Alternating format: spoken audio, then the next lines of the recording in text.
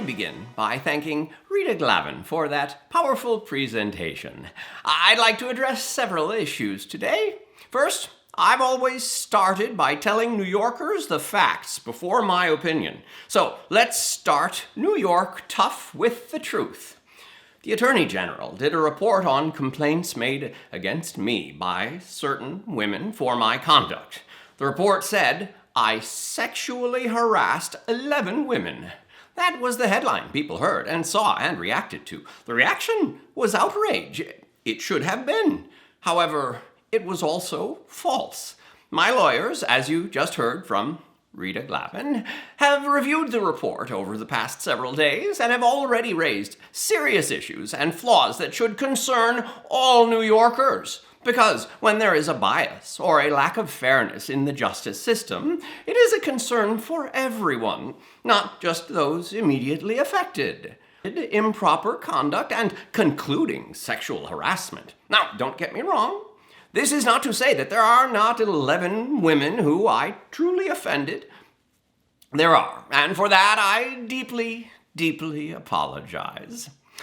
I thought a hug and putting my arm around a staff person while taking a picture was friendly, but she found it to be too forward. I kissed a woman on the cheek at a wedding, and I thought I was being nice, but she felt that it was too aggressive. I have slipped and called people honey, sweetheart, and darling. I meant it to be endearing, but women found it dated and offensive. I said on national TV to a doctor wearing PPE and giving me a COVID nasal swab, "You make that gown look good." I was joking, obviously, otherwise I wouldn't have said it on national TV, but she found it disrespectful. I take full responsibility for my actions. I have been too familiar with people. My sense of humor can be insensitive and off-putting. I do hug and kiss people casually, women and men. I've done it all my life. It's who I've been since I can remember. In my mind, I've never crossed the line with anyone. But I didn't realize the extent to which the line has been redrawn. There are generational and cultural shifts that I just didn't fully appreciate, and I should have. No excuses. The report did bring to light a matter that I was not aware of and that I would like to address. A female trooper relayed a concern that she found disturbing, and so do I. Please let me provide some context. The governor's trooper detail had about 65 troopers on it, but of the 65, only 6 women and 9 black troopers. I'm very proud of the diversity of my administration. It's more diverse than any administration in history. And I'm very proud of the fact that I have more women in senior positions than any governor before me. The lack of diversity on the state police detail was an ongoing disappointment for me. In many ways, the governor's detail is the face of state government that people see. I was continuously trying to recruit more to diversify. On one occasion, I met 2 female troopers who were on duty at an event. Both seemed competent and impressive. And I asked the state police to see if they were interested in joining. I often meet people, men and women, and if they show promise, I refer them to be interviewed. The state police handled the interviewing and the hiring, and one of the 2 troopers eventually joined the detail. I got to know her over time, and she's a great professional, and I would sometimes banter with her when we were in the car. We spent a lot of time driving around the state. This female trooper was getting married, and I made some jokes about the negative consequences of married life. I meant it to be humorous. She was offended, and she was right. The trooper also said that in an elevator, I touched her back, and when I was walking past her in a doorway, I touched her stomach. Now, I don't recall doing it, but if she said I did it, I believe her. At public events, troopers will often hold doors open or guard the doorways. When I walk past them, I often will give them a grip of the arm, a pat on face, a touch on the stomach, a slap on the back. It's my way of saying, I see you, I appreciate you, and I thank you. I'm not comfortable just walking past and ignoring them. In this case, I don't remember doing it at all. I did not mean any sexual connotation, any intimacy by it. I just wasn't thinking. It was totally thoughtless in the literal sense of the word. But it was also insensitive. It was embarrassing to her, and it was disrespectful. It was a mistake, plain and simple. I have no other words to explain it.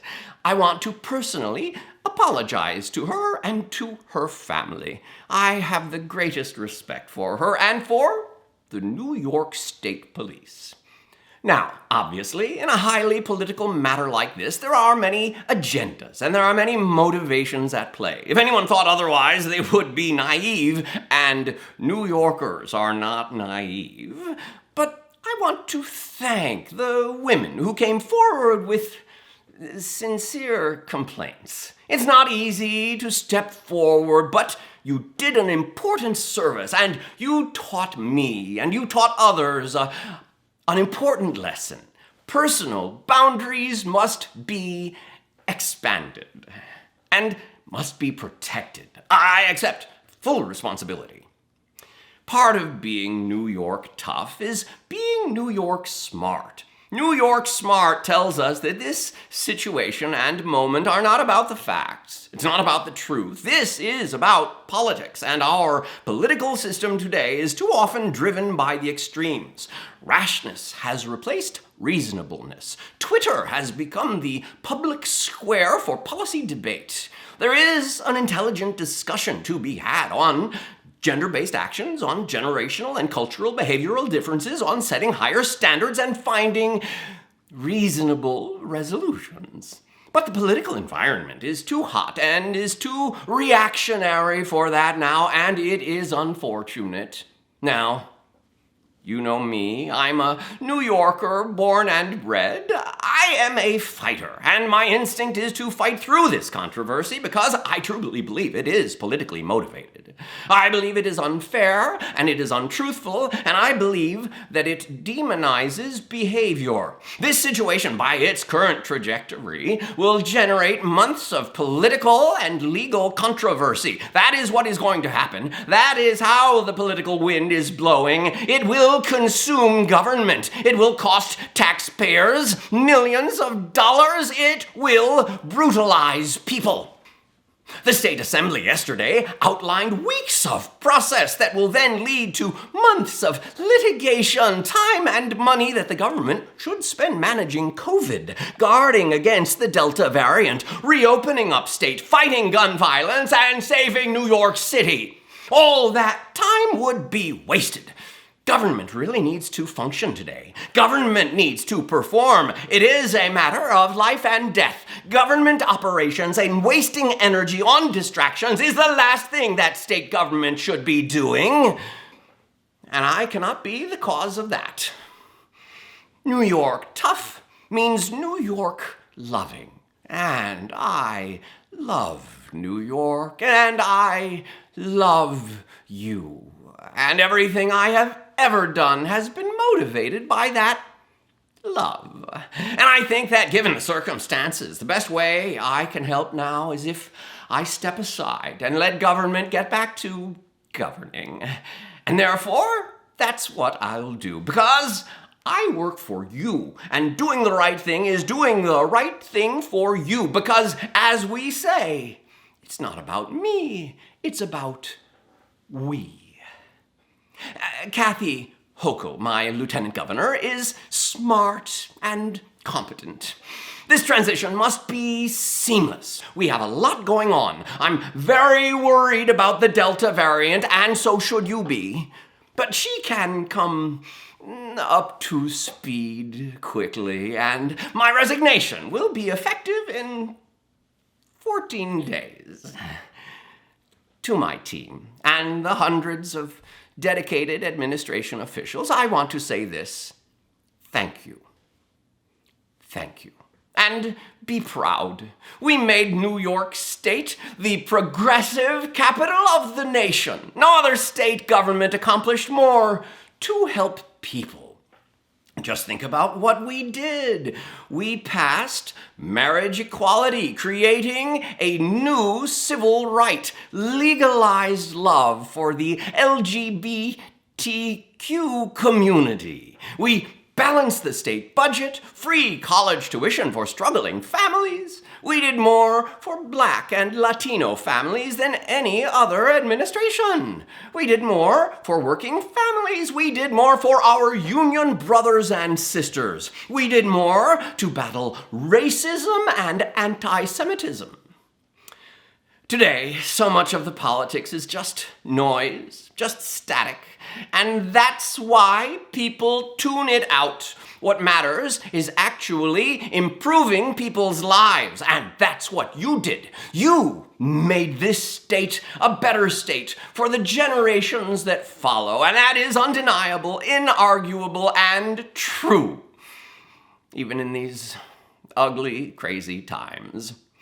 I thank Speaker Carl Heastie and Leader Andrea Stewart-Cousins for their leadership. And let me say this on a personal note. In many ways, I see the world through the eyes of my daughters. They are 26 and 26, twins, and 23, and I have lived this experience with and through them. I have sat on the couch with them, hearing the ugly accusations for weeks. I've seen the look in their eyes and the expression on their faces, and it hurt. I want my 3 jewels to know this. My greatest goal is for them to have a better future than the generations of women behind them. It is still in many ways a man's world. We have sexism that is culturalized and institutionalized.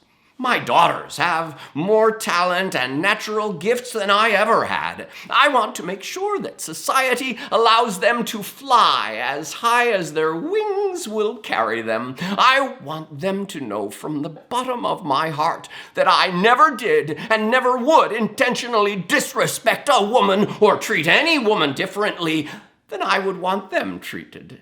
And that is the God's honest truth. Your dad made mistakes, and he apologized, and he learned from it.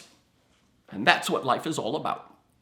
And I know the political process is flawed, and I understand their cynicism and distrust and disappointment now. But don't give it up, because government is still the best vehicle for making progressive social change.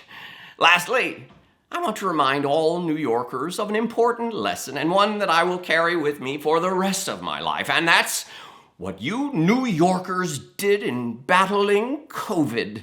The enemy landed in New York State. COVID launched the attack here. It came on planes from Europe, and we had no idea. It was an ambush, and it was up to New Yorkers to fight back. We were on our own, and it was war. Hospitals became the battlegrounds. Streets were still, and sirens filled the city's silence. But you refused to give up, and you fought back, and you won.